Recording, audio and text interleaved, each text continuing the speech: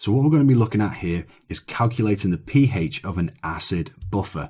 Now there's two things you need to be able to do with buffers in an A-level chemistry exam. One is explain what a buffer is and how it works. The other is obviously the calculation side of it. So in order to calculate the pH of an acid buffer, the first thing we need to know is this. We need to know the Ka calculation. In other words, the expression for calculating the Ka of a weak acid. Really, really important, okay? So I'm going to be basing this whole tutorial on that expression.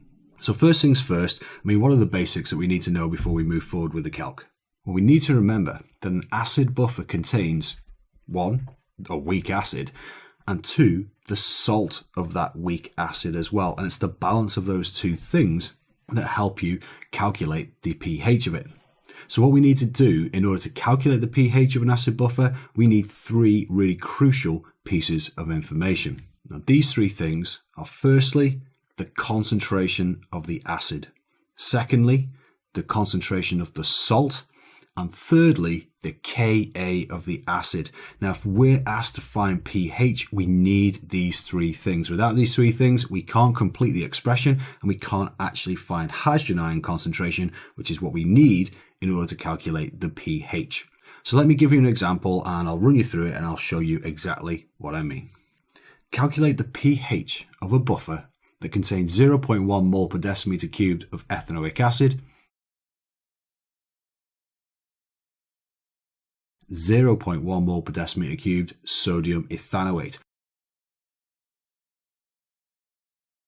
where Ka of the ethanoic acid is 2 times 10 to the minus 4 mole per decimeter cubed. Now what I've done here is I've been really straightforward in my questioning, okay? Sometimes in a question they can hide these things within there. Maybe you have to calculate it using something else, maybe kind of concentration equals number of moles divided by volume or something like that. But essentially we need to get to these three things here. And of course what we've got here, the concentration of the acid is there, the concentration of our salt is there, and of course we have our Ka of ethanoic acid there, okay? Now what we must remember is that expression for Ka, and you know what? That is the first thing that I always write out. So in this case, we're dealing with ethanoic acid. So the Ka for ethanoic acid is basically the concentration of hydrogen ions multiplied by the concentration of ethanoate ions all over the concentration of the acid. Now what you've got to remember here, this isn't a classic Ka expression just for the acid. We've got to take into account the salt as well. So our conjugate base, okay, the negative ion in the expression is the salt. So this here, this is the concentration of salt. So that's the value that we need to put in there, okay? Now, of course, in this expression, we're not looking to find Ka. We know Ka, it's given to us in the question. So what we need to do is this. We need to rearrange this expression to make the hydrogen ion concentration the subject of the expression, okay? Now, I'm not great at rearranging equations. What I tend to do is just remember the most important rearrangements. So the rearrangement for this is as follows. So hydrogen ion concentration equals Ka multiplied by the concentration of the acid all over the concentration of the salt. So in this case, obviously the acid is ethanoic acid, and the negative ion there is representing our salt, our sodium ethanoate. So actually, I'll just show you just a generalized version of this.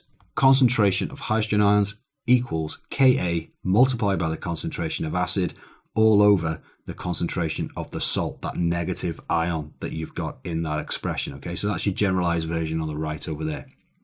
So what about this question here? Okay, so we've got hydrogen ions equals Ka multiplied by this concentration of acid over concentration of salt. Now we've just been given these things in the question, so it's literally just a case of plugging these numbers into this expression.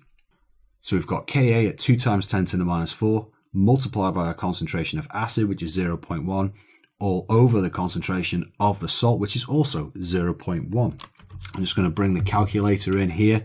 So we've got 2 times 10 to the minus 4 multiplied by 0.1 equals, I'm not going to bother changing that, divided by 0.1 equals, and no surprises, it's still 2 times 10 to the minus 4. Why? Because we've multiplied it by the same thing we're dividing it by, okay? So essentially, we've got 2 times 10 to the minus 4 moles per decimeter cubed.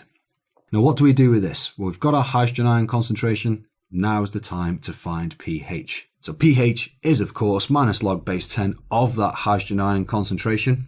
So in our case, it's minus log base 10 of 2 times 10 to the minus 4.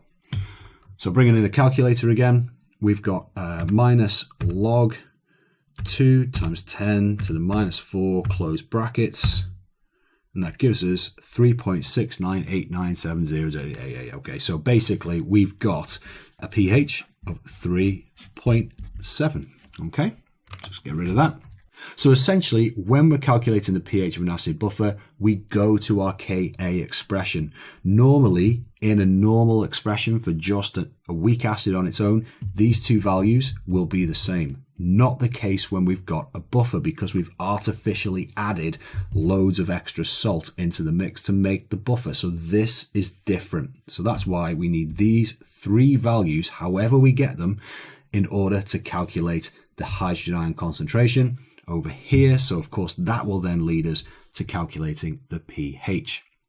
Now, as I say, I've given you this data, just on a plate here, if you like, all right? But in a question, they may not be so forgiving. They may ask you to actually try and work a bit harder for the values you need to plug into this expression. Let me show you what I mean. So this is really important. In your exam questions, they may give volumes of both acid and salt solutions before mixing. So they may say, 50 centimeter cubed of this and 20 centimeter cubed of that.